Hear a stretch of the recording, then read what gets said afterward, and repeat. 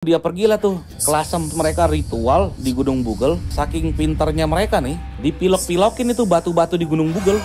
Karena hal ini akan berkaitan dengan seorang putra terbaik bangsa negara kita ini, namanya Bung Karno. Terus kenapa ini harus disembunyikan? Ya balik lagi itu permainan di atas lah. Kamu tahu nggak ya namanya genderuwo itu nggak seperti yang digembor-gemborin kayak sekarang ini? Oke, suruh jelasin dulu tuh maksudnya. Genderuwo itu leluhur orang Jawa, orang Nusantara.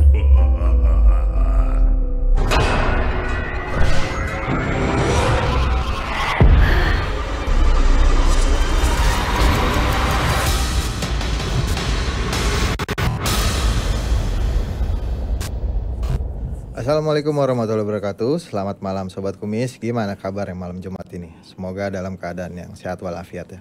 Balik lagi bersama saya Oik di podcast Kumis Kupas Mistis, acara yang membahas tentang hal-hal mistis sekitar kita. Dan tema kita malam hari ini tentang sejarah ya, yaitu vandalisme leluhur di Gunung Bugel. Kayaknya masih ada hubungannya sama episode sebelumnya nih. Dan saat ini telah hadir di studio kita tamu kita yang istimewa. Beliau seorang pakar spiritual sekaligus konsultan. Mari kita sambut Suhucung. Suhucung, Aduh, gimana kabarnya malam ini? Baik. Sehat gimana? Ya? Sehat. Bolak-balik mulu nih kayaknya nih. Iya. Kalau lihat dari update sosial media kayaknya lagi jalan-jalan apa berpetualang nih? Iya, jadi kemarin saya itu melakukan sebuah perjalanan. Ya, dalam artian ngumpulin lagi lah walung-walung yang kececer gitu loh. Ya puzzle-puzzle Nusantara lah. Oh. Itu saya kumpulin semua. Nah terus kebetulan kan juga ada seorang tokoh tuh di Punden Tapaan namanya Eyang Empu Guru Pangeran Santi Badra. Nah kemarin saya muter lah tuh ke tempat-tempat yang memang masih ada kaitannya dengan beliau lah, saudara-saudara beliau lah atau ya, kerabat beliau lah. Nah itu saya kumpul-kumpulin tuh tanah sama airnya tuh dari sana.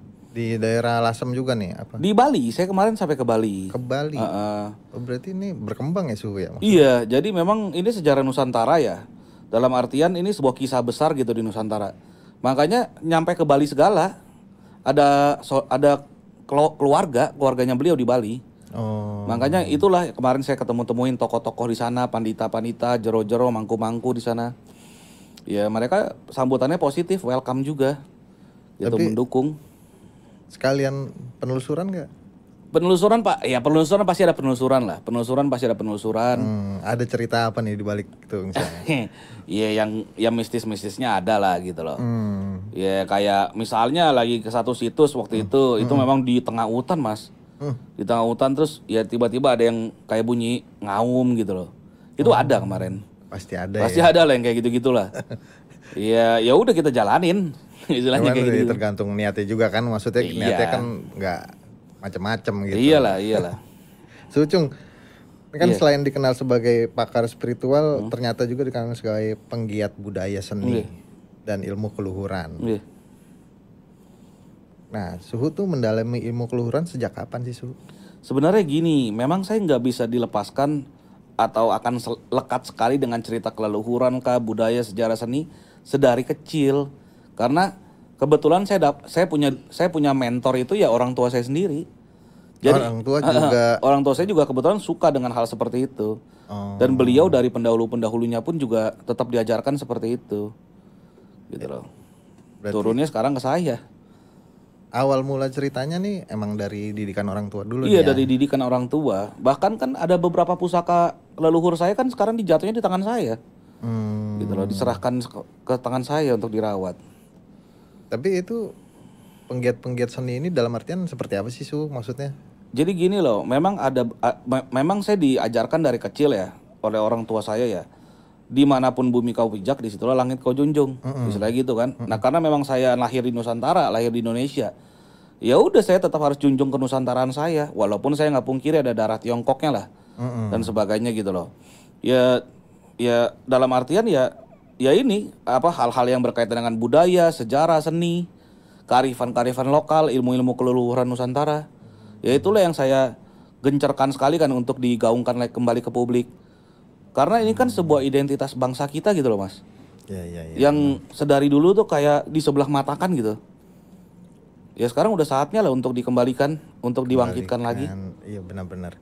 Tapi berarti banyak sejarah-sejarah yang disembunyikan nih. Betul, betul. Salah satunya ini. Berarti pembahasan kita agak lumayan berat nih. Iya, memang ini sebuah cerita besar di Nusantara yang begitu dalamnya dipendam sedemikian rupa sehingga sekarang menjadi sebuah bab yang hilang dan sekarang kita kembalikan lagi, kita ungkap lagi ke publik. Oke, kita mulai pelan-pelan nih ya, Su Iya. ya. Kan ini tentang seputar vandalisme di Gunung Bugel. Iya, Lagi marak diomongin di mana aja nih. iya. Boleh dijelasin nggak apa yang terjadi sebenarnya? Iya, jadi ada sekelompok oknum tuh yang kemarin udah saya pernah ceritakan juga lah di podcast ini lah. Ya. Jadi oknum tersebut itu karena memang mereka orang itu kebakar amarah karena narasi-narasi yang saya buat untuk mempertanyakan kevalidasian mereka itu akan pengakuan mereka itu bahwa mereka badra lah dan sebagainya lah. Jadi mereka membuat sebuah acara gitu loh, membuat sebuah acara. Mereka ini harus dijelaskan ya, mereka oknum yang memang bukan Putra Waya Lasem gitu, Oke. bukan orang Lasem gitu. Orang mana? Orang luar. Dan kalau gurunya itu namanya Jasmo sama Eko Teguh Widodo itu sebenarnya orang Blora. Oknum Blora. Kerangkong. Dan saya sudah pernah juga datang ke rumahnya, kebetulan kosong. Ya beruntungnya dia lah kosong itu. Nah terus sudah kayak begitu, mereka kumpulkan orang-orang atau calon-calon yang lagi mau dibodoh-bodohi ini di kerangkong tersebut. Saya juga ada videonya. Terus sudah kayak gitu dia pergilah tuh ke Lasem, iring-iringan. Kalau ramean ya. Iya, rame-ramean lah tuh naik kayak mobil minibus begitulah. Saya ingat saya tuh menurut pengakuan orang-orang sekitar lah. Lah terus mereka ritual di Gunung Bugel. Nah, saking pintarnya mereka nih, mereka sudah mempersiapkan pilok. Buat? Dipilok-pilokin itu batu-batu di Gunung Bugel. Karena kan mereka mau menunjukkan eksistensi mereka. Bahwa memang benar punjernya Badra itu bukan di Punden Tapaan, tapi di Gunung Bugel. Nah inilah yang menjadi permasalahan. Mau ganti punjer, gitu loh. Jadi punjernya itu dari Punden Tapaan dipindah ke Gunung Bugel. Maka dari itu, ya itulah dipilok-pilokin sama dia nama-nama leluhur di situ. Udah dipilok-pilokin, namanya salah lagi. Pakai pilok. Iya pakai pilok. Berarti berantakan dong. Makanya itu jadi berantakan. Dan kebetulan tempat tersebut itu masih ada kaitannya dengan keleluhuran Lasem, yaitu tempat Wong Lingga karena ada goa-goa di situ, gitu loh. Bahkan ada tempat ritual di puncak yang paling atas, gitu. Dan saya udah nyampe ke atas. Nah ini dia salah satunya nih. Ini pelaku nih ya? Iya ini pelaku nih. Lagi milok-milokin gitu. Iya lagi pilok-pilokin nih. Saking pinter otaknya nih. Ini jadi kotor ya. Makanya jadi rusak. Terus maksudnya tulisan apa yang dibuat di situ, Su? Nama-nama leluhur yang mereka klaim itu. Jadi kan gini loh simpelnya ya. Di Punden Tapaan kan ada Eyang Ki Sendang, Eyang Hangsa Badra, Dewi Sibaha, Eyang Rangga Widya Badra sama Eyang Santi Badra kan. Oke. Nah Eyang Santi Badra sama Eyang Ki Sendangnya nggak dimasukin lah sama mereka. Dia tuh nyoret-nyoretin ini ada namanya nanti Zibaha, nanti ada Zimaha. Jadi dicoret-coretin, dipindahin tuh yang Badra-Badra dari Punden Tapaan ke sini, ke Gunung Bugel. Cuman kan emang dari kasat mata aja kelihatan itu coret-coretan baru gitu loh. Memang, mereka itu cuman mau untuk ini aja, memperlihatkan aksi merekanya aja ke publik. Oh, iya. Gitu loh. Biar diakuin lah ya. Untuk melegitimasi lagi lah eksistensi mereka lah. Bahwa mereka yang paling benar lah. Ya mau benar gimana orang lu datang ke sana bawa pilok, terus dipilok-pilokin. Gimana ceritanya nih? Orang-orang sono berarti nggak bertindak apa-apa? Kebetulan mereka orang nggak tahu. Jadi mereka ini bergerombol. Yang pertama nggak ada kamu laporan ke polisi, gitu loh, atau pihak berwajib bertempat. Nah ini nih, ini mereka nih. Tuh, itu ada yang namanya Yudi Umbara yang pakai sial merah. Tuh yang lagi bersila namanya Jasmo. Nah ini yang sebelah kanan bawa tepokan lalat no. Namanya Eko Teguh Widodo. Nah itu yang bawa kayak gunung-gunungan tuh namanya Ramdhani tuh. Gitu loh. Ini lagi ritual atau apa nih? Jadi ini sebenarnya batu yang di depan mereka nih. Itu batu yang lagi mau dibelah dulunya. Jadi gunung ini tuh sebenarnya banyak orang datang ke gunung tersebut untuk ngambilin batu untuk dijadiin nisan, patok nisan. Oh berarti ini batunya batu biasa ya? Batu biasa, cuman ada gores-goresan doang. Kan sebelum dibelah kan pasti dia harus bikin jalurnya dulu tuh. Iya biar. Baru nanti kebelah kan. Nah itu dibilang untuk penanda. Katanya saya dapat juga ada cerita katanya tuh abu-abunya leluhur mereka diselip-selipin lah ke garis-garisnya. Saya bilang gimana ini orang? Nah ini nih. Ini sebenarnya kalau ada suara ya, ini sebenarnya mereka nih bakal ngomong piloknya udah bawa belum, kurang lebihnya gitu nih. Di sini nih. Kalau yang video yang tadi itu sebenarnya mereka waktu ngomong pilok mana pilok gitu. Berarti kayak lumayan terstruktur ya, orangnya banyak kok. Memang, jadi kegiatan ini tuh udah dilakukan secara terstruktur, sistematis dan masif. Tuh, kalau yang itu namanya Dewa tuh, orang Malang tuh, yang sebelah kanan, yang belakang tuh, yang di belakangnya Ramdhani nih, itu nama Dewa tuh. Ini ketuanya yang mana Su? Ketuanya yang ini tuh, yang lagi ngangkat-ngangkat tangan. Gitu loh. Nah sekarang nih ada ini yang sebelahnya nih yang namanya Eko Teguh Widodo nih, itu dia katanya ngaku-ngaku jadi Raja Jawa itu. Gitu loh. Jadi tahtanya Jasmo turun ke dia nih, kayak Eko Teguh Widodo. Ini paman, ini keponakan nih. Jasmo paman, ini Eko Teguh Widodo keponakan nih. Katanya ngaku-ngaku jadi Raja Jawa. Gak tahu Jawa mana. Oke Su, ini kan berarti di sini ada motif nih tersembunyi nih. Betul. Motifnya apa kira-kira? Motifnya ya itu jual nasab demi nasib buat cacing perut. Saya udah kumpulin semua tuh bukti-buktinya tuh, transferan tuh. Gitu loh. Kalau untuk yang hal ini memang dia untuk melegitimasi eksistensinya mereka. Ya. Gitu loh, kehadiran mereka untuk pengakuan mereka bahwa mereka yang paling badra.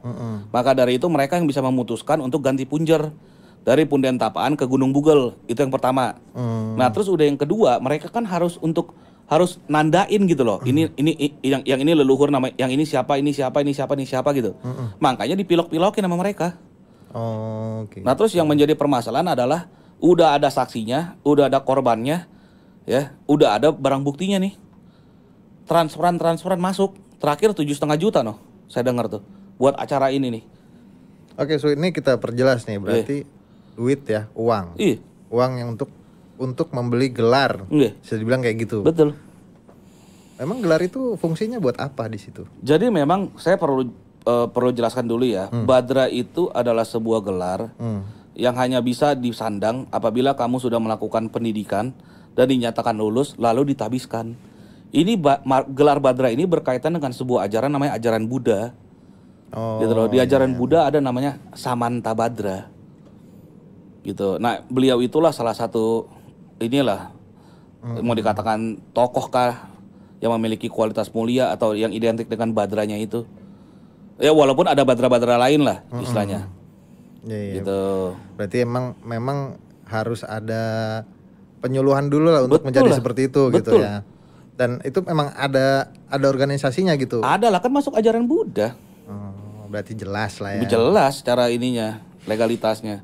Lah ini mereka ngaku-ngaku keturunan Badra. Lah sejak kapan Badra itu karena keturunan? Jadi misalnya nih kamu Badra, kamu punya anak, anak kamu nggak boleh lo nyandang Badranya lo, sebelum dia memang pendidikan, lulus dan ditabiskan. Walaupun kamu Badra. Berarti memang ada yang harus ada prosedural ya? Iya, ada prosedural, ada nilai-nilai yang emang harus dimiliki orang itu dulu baru ada gelar Badranya. Betul. Ya. Tapi balik lagi ke tadi, itu apa aja yang dirusak? Ya itu batu-batu, dalam artian kan itu situs bersejarah ya. Situs bersejarah berkaitan erat dengan era Kalinggaan dalam artian sebelum Masehi dan juga di kedepannya kan itu ada keberlanjutan pemakaian di era-era berikutnya. Gitu loh, di era yang Sambadra dan sebagainya itu kan masih ada pemakaian di situ. Tapi biasanya situs-situs kayak gitu tuh ada kuncinya Suhu. Yang menjadi permasalahan nggak ada gitu loh. Terus bahkan orang-orang sekitar pun tuh nggak ada yang dimintain izin gitu loh. Iya. Jadi mereka memang datang ke sana ngendap nggak ada izin ke pemerintah, nggak ada izin ke pihak berwajib dan sebagainya, nggak ada ke Putro Waya setempat, nggak ada. Langsung aja gitu. Langsung aja. Nah ini kebetulan kegiatan kita kemarin nih.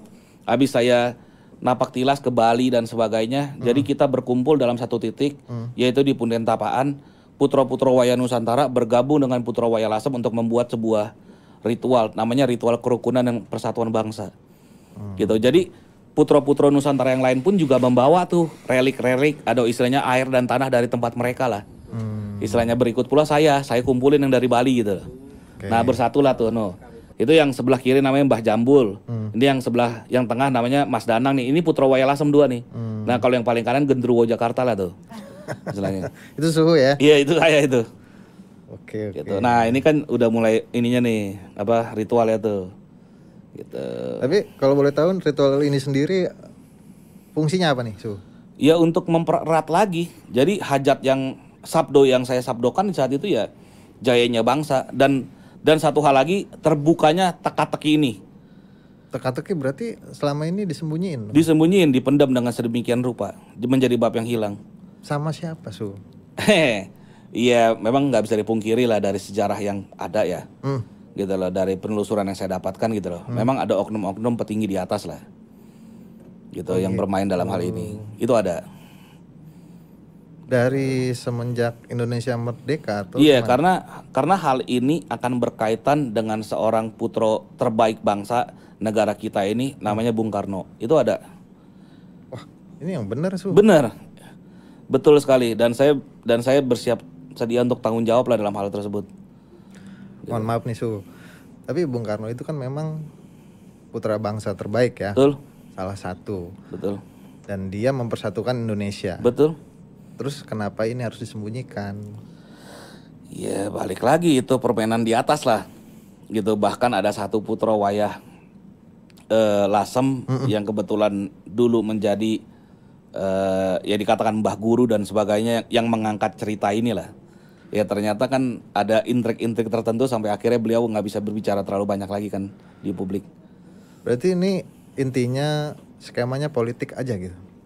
Itu salah satu paling kecilnya lah, Tapi intinya adalah di sini ada satu kurikulum atau mau dikatakan satu ajaran Nusantara oleh Putro Wayah Nusantara, Putro Wayah Lasem kalau mau dikerucutkan, yang memang ini sebuah ajaran yang berbudi pekerti luhur, yang dimana kalau andaikan kurikulum seperti ini dikembangkan atau digaungkan kembali ke publik, orang akan menjadi eling lan waspodo di kedepannya, gitu loh. Jadi pemerataan akan terjadi, gitu, karena kesadarannya kan meningkat kan, mentalnya pun juga meningkat kan, gitu. Nah inilah ya mungkin yang ditakutkan oleh oknum-oknum tertentu supaya maka dari itu harus dipendam. Iya. Gitu. Benar-benar. Berarti kan kalau selama ini yang diakui gitu sama bangsa Indonesia ini kan mungkin kayak 4 agama di Indonesia gitu ya awalnya gitu. Lama-lama ada baru lagi kepercayaan. Betul. Berarti yang Suhu gaungkan ini bisa jadi nantinya akan diakui. Sebenarnya mau tidak mau dari sekarang pun sudah diakui, gitu loh. Cuman kan memang ini menjadi sebuah barang yang hilang kan, jadi istilahnya jarang didengar gitu loh. Iya. Badra apa sih badra? Dan belum pernah mencuat ke publik terlalu ini kan sebenarnya. Nah inilah momen yang paling tepat menurut saya, karena sudah waktunya. Jadi gini loh, ini izin ya, izin lah. Kenapa, Su? Iya, ini ungkapan lah, ungkapan yang saya buat lah. Semua jantung akan bergetar, semua kepala akan mengangguk, semua mulut akan mengucap, siapa itu Eyang Empu Guru Pangeran Santi Badra sebenarnya? Dan apa itu ajaran Badra sebenarnya? Memang ajaran yang sudah dipersiapkan untuk di zaman masa-masa Kali Yuga seperti ini, gitu loh. Di mana kebatilan lebih meningkat, lebih besar daripada kebaikan. Oke. Memang sedari dulunya begitu. Bahkan beliau sekalipun kan ayah dari Sunan Kalijaga. Oh gitu. Iya. Berarti Jadi panjang juga. makanya satu Indonesia ini belum pernah ada yang tahu bahwa Eyang Sunan Kalijaga itu Putro Wayah Lasem secara dari sisi ayah. Dan bahkan ayahnya sekalipun tuh dipendem, diumpetin, dihilangkan.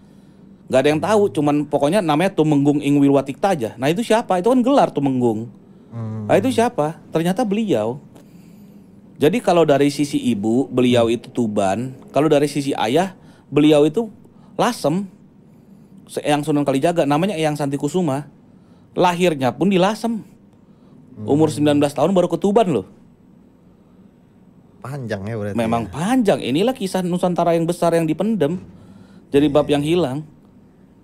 Padahal menarik juga, maksudnya bukan sekedar menarik, ini unik ya. Memang unik. Makanya makanya saya tadi bilang gitu loh. Memang esensi mulia atau kualitas mulia dalam kisah besar ini yaitu kerukunan dan persatuan yang sudah dilakukan oleh putra terbaik bangsa kita ini dari sedari dulunya, yaitu Bung Karno. Dan inilah kurikulum-kurikulum Nusantara yang dipendam oleh oknum-oknum tertentu supaya nggak mencuat lagi ke publik. Mungkin saya bisa lurusin sedikit. Mungkin intisari, maksudnya salah satu intisari dari Pancasila itu sendiri. Nah, ini seru nih. Apa? Pangeling pamungkas dari ayah ke anak, dari Eyang Sandi Badra ke Sunan Kalijaga, itu menjadi cikal bakal dari Pancasila kita, sila pertama loh. Ketuhanan yang Maha Esa. Ketuhanan yang Maha Esa. Karena di situ dijelaskan dengan detail sekali, istilahnya. Iya, maksudnya. Dijelaskan dengan detail Maha Esa itu apa. Gitu. Dan inilah yang menjadi cikal bakal sila pertama itu. Iya, maksudnya mungkin dulu pendiri-pendiri bangsa kita tuh udah merumuskan ini dari sejarah ini gitu. Betul. Cuman sayangnya kenapa sejarah ini dipendam gitu. Betul. Mungkin kayak gitu ya. Betul. Tapi balik lagi ke pengerusakan itu tuh. Iya, balik lagi gitu. Seberapa besar nih kerugian yang dilakukan mereka? Iya, yang pasti kalau kerugian materi itu adalah gitu loh. Karena ya balik lagi putra-putra Wayang sudah pernah juga untuk mencoba turun ke lapangan. Yaitu melalui komunitas Huning ya, yang diketuai oleh Kang Suwung dan juga anggotanya ada Kang Ilham lah, Gondrong dan sebagainya. Itu dia udah turun ke lapangan untuk coba untuk bersihin, gitu loh. Bersihin ya mereka beli, bersihin pilok lah, mereka beli barang-barang lah dan sebagainya. Ternyata piloknya udah nggak bisa hilang, udah ngebandel. Itu kerugian materi pasti ada. Yang menjadi permasalahan adalah kerugian imaterinya. Contohnya pengaburan sejarah. Terus udah kayak begitu penistaan kepada keleluhuran, pecah belah di bawah, di masyarakat bawah, arus bawah, itu terjadi loh, istilahnya. Makanya ini dampaknya besar kalau nggak di stop. Apa yang sudah lakuin untuk masalah ini gitu? Apakah ke pihak berwajib salah satunya, mungkin ke Dinas Kepariwisataan bisa juga kan? Ya. Nah, selain cerita tentang ritual lah, tapak tilas dan sebagainya tadi, memang saya harus mengakui ini udah dibawa ke ranah hukum. Jadi saya dan juga putra Wayang Lasem sudah menempuh jalur hukum yang ada di Indonesia secara prosedural ya. Ya udah kita serahkan kepada beliau-beliaunya gitu. Dan kita udah serahkan semua barang bukti terkait, saksi dan korbannya ada dan sebagainya. Kan pelaku juga nih kan udah bersuara di mana-mana juga kan. Betul. Masuk di sosial media untuk merusak dan menghina terah Nusantara. Betul. Kenapa mereka melakukan itu, Su? Ya untuk memecah fokus masyarakat di bawah. Gitu loh. Saya izin lah ya di publik ya. Kan belum tentu kan semua orang juga pernah tahu akan hal ini, itu yang pertama. Terus belum tentu juga udah banyak orang yang belajar akan hal ini. Gitu loh. Jadi gini loh, kebanyakan tuh yang kena makan itu tuh atau kecelek ya, dalam artian ini tuh kan kita beranjak kan dari kecintaan orang-orang di Nusantara akan kenusantaraan ini kan. Ya benar. Apalagi jual-jual nama Jawanya lah dan sebagainya. Ya pasti geser lah orang pemikirannya lah, fokusnya lah, karena kecintaannya tersebut gitu loh. Ya. Nah inilah yang dibuat oleh mereka, narasi-narasi pecah belahnya untuk mencah dulu biar dapat pasar. Gitu, baru habis itu didogma, didoktrin. Ini mah ujung-ujungnya pakai terawang triwing juga, pakai kasukmaan, belaga gila, ritual-ritual kayak gitu. Udah dapat semua bukti-buktinya. Masa harus dibeberin juga, nanti ada orang yang nganterin dia ke psikiater lah dan sebagainya. Gitu sih. Analisanya ada, dokternya ada, bayar duitnya berapa, hasil analisanya juga gue dapet. Masa harus digituin biar ngaku? Iya. Kabarnya kan pelaku juga mengaku sebagai keturunan Badran nih, yang tadi Su bilang kan. Karena bertujuan untuk membawa makan palsu. Boleh jelasin nggak Su, apa saja yang Su lakukan nih untuk kelompok yang terlibat tadi gitu? Iya, yang pertama ya kita membuat sebuah kontra sama mereka, kontra narasi dengan mereka. Kami pun juga membabar sejarah yang sudah ada. Ini berarti yang terlibat cuma 2 kubu ya, kubunya Sebenarnya Suhu. bukan, ada kubu Klaten, terus ada kubu Bali juga. Ini banyak, ini udah banyak kubu ribut sama dia. Cuman terus kubu Sidoarjo. Oh. Jadi emang udah nasional. Udah public enemy lah ya. Udah public enemy, cuman memang yang paling gencar kebetulan jadi berkumpul semua tuh jadi satu kekuatan. Memang ya kebetulan adalah tuh si Genderuwo Jakarta tadi yang Suhu sendiri. Iya, yang paling gacor lah istilahnya. Iya. Tapi apapun yang terjadi, ini perjuangan bersama ya istilahnya. Saya juga nggak berhak lah untuk bilang bahwa ini perjuangan saya semata lah. Ini memang benar kesadaran masing-masing pihak untuk bersatu, untuk berjuang bersama.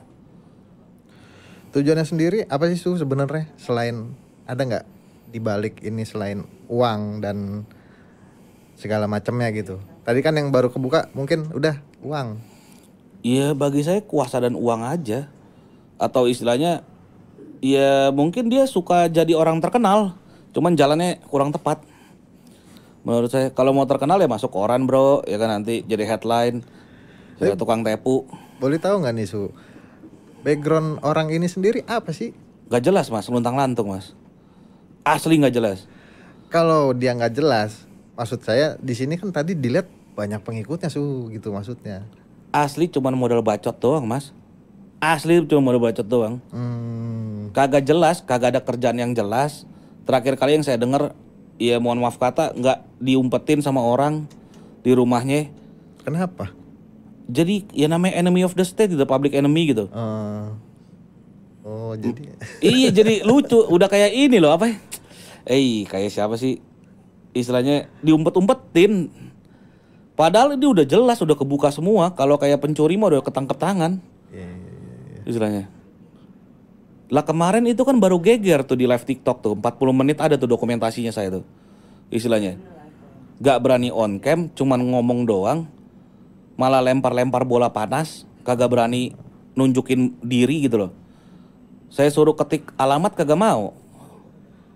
Istilahnya. Su boleh dibongkar sedikit nggak? Kan tadi video itu dari pihak mereka ya. Berarti Suhu punya seseorang di dalam situ dong. Itu saya no comment. Yang pasti mata saya di mana-mana, kuping saya di mana-mana. Hati-hati bro kalau saya. Nah saya cuma pengen tahu. Ini dari tadi Suhu ngejelasin tentang sudut pandang Suhu terhadap mereka. Tapi sudut pandang mereka sendiri terhadap Suhu seperti apa gitu loh. Oh saya udah dengar semua itu, katanya ngerusak papan orang lah. Katanya itu memang dia siapa lah. Dia juga nggak ngerti apa-apa lah katanya. Pokoknya saya cuman bilang mata saya di mana-mana, kuping saya di mana-mana. Saya tahu semua gerak-gerik kalian. Saya tahu semua apa yang kalian omongkan, saya tahu. Tapi kalau dilihat dari sepak terjangnya nih kan, yang nggak berani ke pihak hukum siapa Su? Dia lah. Suhu berani nih ya? Ya berani, orang saya udah lapor. Gimana nih? Selain ke pihak berwajib, apa lagi yang Suhu lakuin? Kalau boleh tahu nih kita nih. Iya, kontra di medsos aja dulu. Berarti perang di situ aja. Perang dulu di medsos dulu. Itu kemarin geger tuh 40 menit. Ujung kan gini loh, pengakuan mereka kan mereka udah riset 22 tahun nih. Saking pintarnya membagongkan mereka tuh. Lah kemarin waktu di live, bro lu tahu dari mana istilahnya masalah kayak gini-ginian? Saya juga baru belajar katanya. Saya juga taunya dari Jasmo sama Eko. Lah, kok lu udah validasi belum? Saya bilang begitu. Ya kan saya belajar di situ katanya. Lah ini riset 22 tahun gimana saya bilang. Udah gitu ngegasnya kenceng amat istilahnya. Itu jangan lupa kan, terus saya bilang dong, jangan lupa bro, waktu dulu aja lu awal-awal nge-live bareng gue pakai baju-baju Cina lah, nyanyi-nyanyi lagu Mandarin lah. Mandarin juga kagak bener gue liatin dengernya. Pokoknya lucu lah ini orang yang satu nih. Kadang-kadang kayaknya kalau saya lihat boleh dugaannya NPD juga, narsistik juga. Nah, Su, ini tadi kita udah ngomongin nih masalah pengerusakan segala macem. Kaitannya dengan Lasem apa Su? Ya memang TKP-nya di Lasem. Ini kan kalau bisa dilihat Lasem itu kan sebuah tempat untuk inilah ya. Untuk seseorang mungkin kalau mau nyari sesuatu gitu. Ada kunciannya juga gitu kan, di YouTube juga ada tuh. Nah, itu yang menjadi permasalahan. Kalau di Punden Tapaan memang betul ada kunciannya dulunya. Cuman memang ya sudah yang terjadi. Yang saya maksud adalah beliaunya meninggal, wafat.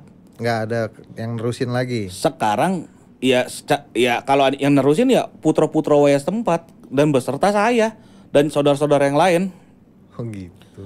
Gitu. Dan ya untuk sementara waktu memang kita sudah menunjuk seseorang lah untuk menjadi pemimpin di situ lah.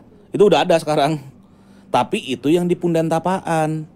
Gitu loh, yang di Gunung Kendil tuh, di Waru Gunung tuh. Iya. Nah, ini kan di Gunung Bugel, beda lagi nih. Itu nggak ada siapa-siapa di sana. Oh, jadi emang agak belum terjamah di sono ya. Kalau dibilang belum terjamah, enggak. Tapi Orang-orang bentuknya setempat udah rapi gitu kayak di Punden Tapaan itu. oh enggak, itu enggak. Itu lagi pula juga di situ cuman bentuknya gunung gitu. Bukit lah ya. Bukit, itu bukit, udah gitu ada goa-goa, di atasnya ada tempat ritual. Cuman nggak semua orang mau naik ke atas, Mas. Oh, Kalau orang-orang setempat mah menggunakan tempat tersebut untuk ngambil-ngambil batu yang saya bilang tadi, untuk dijadiin patok nisan dan sebagainya. oh. Makanya itu batu yang tadi saya bilang batu mau diangkut jadi patok nisan dulunya. Gitu loh. Ya berarti belum ada yang ke sono untuk istilahnya continue lah untuk ngecek nih di Oh sini ada. belum. Cuman sesekali dua kali lah istilahnya. Beda kan sama Lasem itu kan udah bentuknya kayak rumah lah gitu ya. Iya, kalau yang Punden Tapaan tuh istilahnya. Iya. Nah, Lasem itu boleh dijelasin nggak buat sobat kumis tuh? Mungkin ada yang nggak tahu Lasem itu Iya. apa dan di mana sih Su itu? Lasem itu di Jawa Tengah. Latar gitu loh. belakangnya gitu. Lasem atau Rembang lah, Rasem Rembang itu sebenarnya di Jawa Tengah. Memang dalam artian gini loh, nggak bisa dipungkiri Lasem itu memiliki peradaban yang sangat tua sekali di Nusantara. Karena kita bermainnya sebelum Masehi, ribuan tahun sebelum Masehi. Gitu, di ribuan tahun sebelum Masehi ada zaman, bahkan nih ya, saya berani ngeklaim nih di publik nih. Peradaban yang hilang atau benua yang hilang dibilang namanya Lemuria, itu sebenarnya punjernya di Lasem. Punjernya di Lasem. Jadi Nusantara tuh punya catatan tersendiri akan Lemuria. Oh gitu. Lemuria itu punjernya di Lasem. Istilahnya. Dari mana catatan itu bisa masuk? Maksudnya itu kan mungkin kan namanya udah hilang ya. Ya, kamu tahu nggak ya namanya Gendruwo itu nggak seperti yang digembor-gemborin kayak sekarang ini. Oke, Su, jelasin dulu tuh maksudnya. Gendruwo itu leluhur orang Jawa, orang Nusantara. Dulu namanya ini Yidite sama Nyiwewe. Dibuatlah itu seolah-olah sebuah skema bahwa ada nanti setan wewe gombel lah katanya lah. Terus istilah Gendruwo itu suka wik-wikin anak orang lah. Itu leluhur Nusantara saya bilang. Gendruwo itu. Bahkan di babat Siddhartha Gautama sekalipun Siddhartha Gautama itu ditolongin sama Gendruwo loh. Atau di situ dibilangnya Gandarwa lah. Itu dia. Berarti bukan sosok yang menakutkan gitu. Bukan, emang itu sebuah ada tokoh tersendiri. Makanya saya bilang inilah bab yang hilang. Gitu loh. Dan itu dijelaskan Mas di situ. Terus itu kan baru cerita Lemurianya. Nanti berlanjut lagi era Kalinggaan. Era Kalinggaan tuh yang orang-orang hobbit tuh nggak? Yang pendek-pendek tuh. Istilahnya itu dia di Lasem. Nah, itu goanya tuh yang dicoret-coret. Makanya kemarin kan ada oknum tuh. Oknum anggota tuh, saya masih ingat lah tuh oknum anggota tuh satu. Dia kan nantang saya kan, nyanggah saya kan. Itu bagaimana bisa tahu bahwa di situ wong-wong lingganya itu tinggal di situ? Ya, beliaunya kagak pernah belajar saya bilang. Orang itu wong lingga yang hobbit-hobbit yang kate-kate yang pendek-pendek. Makanya itu rumahnya juga nggak terlalu gede. Istilahnya. Panjang banget ya Emang ceritanya. panjang. Belum nanti masuk lagi ke era Ki Sendang 230 sebelum Masehi yang saya bilang wong-wong sampit tuh pada imigrasi ke Jawa. Dulu kan namanya Nusa Bumi Kendeng. Nah, penamaan Pulau Jawa itu gara-gara satwa endemiknya banteng. Mereka orang tuh sangat terkesima lah dengan kualitas mulia banteng cewek, banteng wadon. Dipanggilnya Jawi gitu loh. Makanya pulaunya jadi Pulau Jawa, orangnya jadi wong Jowo. Itu dia sejarahnya penamaan Pulau Jawa. Dulu namanya Nusa Bumi Kendeng. Ada lor, ada kidul, ada utara, ada selatan. Kepisah sama gunung Argosoka. Jadi memang dikisahkan semuanya. Makanya dibilang catatannya sejarah kawitannya wong Jowo lan wong Kanung. Gitu loh. Ya mungkin kalau dibikin buku panjang juga ya. Bukunya udah ada Mas. Bukunya udah ada. Bukunya udah ada. Jadi dasarannya tuh ya sejarah kawitannya wong Jowo lan wong Kanung yang ditulis oleh Eyang Raden Takrib Hadidarsono atau Mbah Guru. Nah terus CSL Carito Sejarah Lasem yang ditulis oleh Raden Panji Kamzah dan juga Raden Panji Karsono. Nah terus udah gitu Sabdo Bodro Santi. yang digubah oleh Eyang Empu Guru Pangeran Santi Badra. Itu yang paling tua tuh. Itu yang paling tua. Ini dia kisah besarnya. Itu dikisahkan Pak, genderuwo. Makanya kalau saya bilang tuh ada genderuwo Jakarta, saya bilang tuh. Itu dia, karena itu leluhur Nusantara genderuwo itu. Iya, bukan sosok mistis yang kayak kita tahu sekarang. Bukan, jadi itu mah buat-buatan. Makanya kan saya bilang, kebanyakan tuh karbitan-karbitan sekarang itu tuh yang itu loh, apa korban-korban 80 90-an gitu loh. Zaman-zaman Susana punya film lah tuh. Itu dia jadinya. Misalnya. Gitu, so. Memang Kunti, kamu kira siapa Kunti? Kunti itu ibunya Pandawa loh. Dibuatlah sebuah skema untuk mendegradasi, mengkerdilkan kualitas mulia Kunti. Dibilangnya ada sosok kuntilanak istilahnya. Oh gitu. Memang. Jadi fakta data mana lagi yang harus saya buka untuk membangkitkan keelingan dan kewaspadaan kita semua satu Nusantara. Memang begitu yang terjadi. Kira-kira siapa yang ngerubah itu ya, Su? Iya, saya no comment lah, oknum pastinya. Maksudnya tujuannya gitu. Tujuannya ya supaya balik lagi Mas, kalau kurikulum seperti ini dibangkitkan di Nusantara, udahlah nggak usah munafik lah istilahnya. Pasti kan eling waspodonya kan meningkat dong, karena budi pekerti luhurnya kan meningkat kan, kesadarannya meningkat kan. Jadi dalam artian nggak bisa lagi untuk dijejak lehernya untuk dikendalin gitu loh. Istilahnya. Katanya penjajahan di atas muka bumi harus di ini bumi hanguskan lah atau dimusnahkan lah. Lah ini kok kurikulumnya penghambaannya juga dijejak lehernya, dibelenggu dengan sebuah dogma-dogma tertentu. Biarkanlah mereka, kasihlah kebebasan untuk mereka untuk bisa mengatur dengan segala kesadarannya mereka dalam kehidupan mereka. Harus kan gitu dong.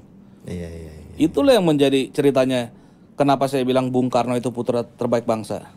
Paham nasakomnya itu kan paham kerukunan dan persatuan bangsa. Semua elemen masyarakat, meskipun lo komunis sekalipun katanya, lo tetap haknya harus dijamin oleh negara. Apa gimana nggak jenius beliau itu? Tapi terapannya dari situ ya? Memang. Karena dasarnya untuk penyamarataan atau istilahnya pemerataan lah. Pemerataan lah. Semua orang istilahnya. Bukan orang lasem aja nih gitu. Jadi siapapun lo, mau dari manapun latar belakangnya, apapun keyakinan lo, lo lahir di Indonesia, lo putra wayah Indonesia, putra wayah Nusantara, hak lo harus dijamin sama negara. Gimana kurang jenius lagi? Benar. Meskipun katanya kalau lo orang yang katanya jahat sekalipun lah, diduga jahat lah, istilahnya. Meskipun lo komunis sekalipun lo, negara harus menjamin lo punya hak. Iya. Tapi mengapa Lasem itu disebut juga sebagai kota pecinaan? Iya, jadi gini, tanpa mengurangi rasa hormat, memang nggak bisa dipungkiri, yang namanya Eyang Ki Sendang sekalipun, memang itu Tionghoa, keturunan Tionghoa. Walaupun saya harus akuin ya, beliau itu lahirnya udah di Tanjung Mata Layur gitu, di Kalimantan gitu. Makanya beliau itu inti Indonesia Tionghoa. Gitu. Kan permasalahannya kayak ini. Jadi maksud saya adalah secara keleluhuran sekalipun itu memang nggak bisa dipungkiri, Indonesia itu dekat dan lekat sekali dengan Tiongkok. Ya, gitu loh, secara sejarahnya atau secara keterikatan emosionalnya lah, kedekatan emosionalnya lah, secara keleluhuran dan sebagainya itu memang lekat lah. Itu nggak bisa dipungkiri. Cuman yang penting ya udah kita tetap jaga-jaga keseimbangan persatuan aja. Jangan sampai jomplang-jomplang mabok-mabok amat juga. Tapi itu kan tadi kita sebut sebagai kota pecinaan juga. Betul. Tapi disebut juga kota santri juga tuh. Nah, inilah ya. Aduh. Maksudnya berarti kan itu kan bukan berarti orang Cina jadi santri kan di situ atau gimana? Begini. Sejarahnya gitu, Su. Saya nggak memungkiri lah. Memang santri-santri muslim sekalipun, apalagi ada satu tokoh namanya Kiai Haji Ali Baidlawi atau Mbah Joyo Tirto, dan juga sebelum-sebelumnya pun ada lah. Intinya adalah saya nggak bisa pungkiri, memang ada sentuhan nuansa Islaminya lah di tempat tersebut gitu loh. Ya kalau dilihat kita searching aja deh di YouTube Lasem. Itu kan kayak masjidnya aja Tionghoa tapi Islam gitu. Betul. Jadi makanya memang saya nggak bisa pungkiri ada sentuhan-sentuhan nuansa Islaminya. Gitu ya. Tapi itu balik lagi lah, setiap orang punya pandangan masing-masing lah, mau dikatakan kota santri kayak atau Little Tiongkok lah dan sebagainya. Iya. Hanya saja kalau menurut saya, izin saya katakan di publik, Lasem itu adalah kota pusaka, pancer dan pemersatu. Itulah kualitas mulia Lasem. Gitu. Oke. Su, tokoh-tokoh di Lasem itu kira-kira siapa aja? Tokoh-tokoh yang terdahulunya nih. Yang sekarang nih. Entah Yang yang sekarang. terdahulu atau yang sekarang boleh disebutin nggak? Iya, kalau yang dulu kan ada ceritanya, ini panjang ini. Eyang Ki Sendang, itu 230 sebelum Masehi. Eyang Hang Sambadra dari 385 Masehi udah ada. Wafat 425 kalau nggak salah seingat saya. Terus Dewi Sibaha, anaknya Eyang Hang Sambadra. Istilahnya itu seorang laksamana laut lah. Dan juga dikenal sebagai Dewi Sri lah dan sebagainya lah. Terus ada lagi Eyang Rangga Widyabadra, itu pendiri Koto Lasem 880 Masehi lah. Istilahnya dulu namanya Ki Weluk. Itu gelarnya Eyang Rangga Widyabadra. Terus turun ke zaman-zaman Mojopahitan. Istilahnya Eyang Empu Guru Pangeran Santibadra. Dan satu hal lagi yang perlu saya deklarasikan di publik. Kan kemarin kita udah lakuin ritual tuh.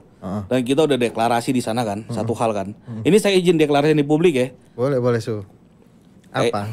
Eyang Semar atau Eyang Sabdo Palon itu adalah putro Wayalasem yang bernama Eyang Empu Guru Pangeran Santibadra. Tumenggung ing Wilwatikta. Gitu. Siapapun yang mau coba menyanggah, saya izin dengan segala hormat. Yuk sama-sama kita ketemuan, kamu bawa data kamu, saya bawa data saya. Kita kaji hal ini secara dewasa. Karena ternyata beliau itu bukan hanya sekedar tokoh pewayangan semata. Tapi ada gitu orang. Tapi ada tokoh historiknya. Gitu. Walaupun saya nggak memungkiri ya, ada banyak tokoh-tokoh terdahulu sebelum Eyang Santibadra yang memiliki kualitas mulia selayaknya Semar Bodronoyo ya. Kan karena kurikulum badranya udah ada dari zaman dulunya. Dari zaman. Eyang Hang Sambadra udah gelar badra loh. Iya. Berarti kan kualitas mulianya ada tuh ke beliau. Tapi untuk cerita-cerita Eyang Semar atau Eyang Sabdo Palon yang sekarang ada, itu saya nggak bisa memungkiri bersumbernya dari ceritanya Eyang Santibadra. Dan bahkan seperti yang saya bilang, Ginghong, Palon, Kecruk, atau Bagong, Gareng, Petruk itu tokoh historik. Dan makamnya sekalipun udah ada. Itu kemarin saya udah datangin makamnya. Udah 2 kali saya datang. Itu dipusarakan bersama dengan Eyang Santi Puspa. Dan naasnya sekarang Eyang Santi Puspa diganti oleh Balawi jadi namanya Said Abu Bakar. Itu gimana ceritanya tuh? Jadi saya menemukan ada 2 kali penyimpangan-penyimpangan sejarah. Ada lagi yang satu lagi yang Eyang Singopatoko jadi Kiai Abdurrahman. Panjang ya berarti. Panjang. Tapi dan berarti tokoh-tokoh pewayangan juga itu sebenarnya ada orangnya. Memang saya berani bilang di publik bahwa ya Siwa sekalipun adalah makhluk yang pernah nginjekin kaki di muka bumi ini. Oh gitu sih. Iya. Beserta tokoh-tokoh yang lain. Oke. Jadi memang ada sebuah masa, yaitu masa kedewataan kalau saya bilang. Masa kedewataan dalam artian seperti apa nih? Maksudnya? Ya beliau itu semua ada, nginjekin kaki di muka bumi. Pernah hidup. Betul. Nah itu zaman Lemuria apa yang tadi saya singgung-singgung dikit. Dan sebetulnya saya lebih suka menggunakan kata Mu, bukan Lemuria. Lemuria itu adalah sebuah hasil penelitian dari orang dari barat sana, peneliti dari barat. Beliau sekalipun juga salah nitikin punjernya. Beliau itu nitikin punjernya di Madagaskar, yang dimana satwa endemik Madagaskar itu binatang lemur. Sedangkan punjernya itu di Nusantara, di Lasem. Seharusnya Mu. Gitu loh. Karena ada sebuah ritual namanya ritual Mumu. Panjang nih sejarahnya. Memang panjang ceritanya. Cuman ya balik lagi, kalau memang mau budi pekerti luhur dan mental di Indonesia, di Nusantara meningkat, ini kurikulum seperti ini harus dibuka. Dan sekali lagi saya udah nyatakan, nyawa saya sekalipun terlalu murah kalau cuma untuk ngelihat bangsa ini semua tuh rukun dan bersatu lagi. Oke. Saya udah siap sedia itu semua. Berarti intinya ajaran Badra ini bisa diterapkan di semua orang. Betul. Tanpa memandang agama apa dia, Betul. etnis siapa dia. Secara begini, tergantung kamu melihatnya dari arah mana. Dari arah budi pekerti tadi gitu. Kalau dari arah budi pekerti atau kualitas mulia itu iya. Tapi tolong dengan sangat, kalau andaikan kita mau untuk benar-benar menempuh secara proseduralnya, sampai pada akhirnya kamu bisa bergelar Badra, memang mau tidak mau kamu harus berajaran dasarnya ajaran Buddha. Oke. Gitu. Kalau ajaran Buddha ke ajaran yang lain itu nggak masalah, Mas. Gitu loh. Tapi kan ini kan beda cerita kan sudut pandangnya kalau dari yang lain ke si Buddha kan. Ya benar. Gitu. Maka dari itu kalian coba pikirkan kembali lagi dulu deh.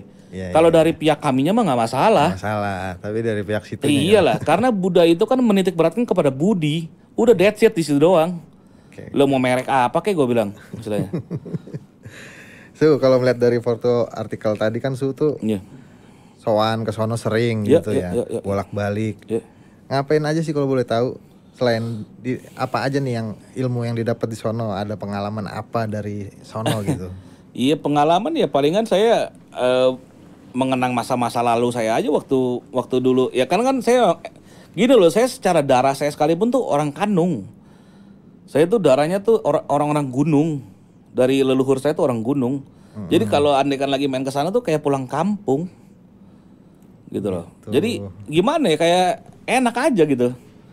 Jadi walaupun saya ditinggal di atas gunung sendirian juga nggak masalah. Ya anggap aja saya lagi main ke rumah eyang saya bilang. Jadi iya, maksudnya kayak berasa rumah lah ya. Iya, kayak berasa rumah jatuh-jatuhnya. Dan tapi balik lagi, apapun yang terjadi, nggak ada satu niatan apapun dari saya untuk menduduki Lasem tuh nggak ada. Ini semua akan saya kembalikan ke relnya lagi, ke putra-putra Waya Lasem semuanya. Saya cuma penyambung lidah rakyatnya aja, gitu, sama untuk maju-maju di depan jadi genderuwo aja. Oke, Su. Ada nggak terakhir nih buat disampaikan buat sobat-sobat kumis di rumah kali aja, ada pesan-pesan tertentu yang Su mau sampein nih? Soalnya ini kan bisa dibilang konflik ya. Memang konflik. Konflik dan belum selesai nih kan? Ya, Ada nggak Su mau ini sampein apa? kesini ya. Iya, boleh. Yang pertama, saya mohon kepada pihak kepolisian atau aparat penegak hukum, tolong dibantu. Kami bersiap sedia senantiasa selalu untuk menempuh jalur-jalur hukum secara prosedural yang ada di negara kita ini, di negara Indonesia. Tolong dibantu Bapak semuanya akan masalah ini, akan kelancaran kasus ini. Terus yang kedua, untuk semua putra wayah bangsa Indonesia, Nusantara, ini udah waktunya lah kalian semua bangkit. Dan itu kebetulan Punden Tapan adalah punden leluhur kalian juga kan. Sama-sama lah kita bahu-membahu. Mohon doa dan supportnya dari kalian semua. Terus yang untuk yang Tionghoa nih ya, ini saya Marco nih, istilahnya saya Chung Liki. Ini saya baru sekali-sekalinya ngomong di publik nih nama Cina saya nih. Itu ada tuh kamu punya punden leluhur tuh, tengok-tengok lah istilahnya, ya bantu-bantu buat pembangunan dan sebagainya. Tuh rogoh tuh kocek-kocek tabelu tuh. Oke, bro semuanya, thank you. Oke, Suhu. Baik, demikianlah obrolan kita dengan Sucung. Semoga kali ini ada hikmah dan pelajaran bisa kita ambil di dalamnya. Sekali lagi terima kasih Suhu udah bisa mampir di Kumis. Ini lumayan seru tapi masih banyak teka-teki ya. Banyak dakdikdurdernya. Makasih Suhu, Sama-sama.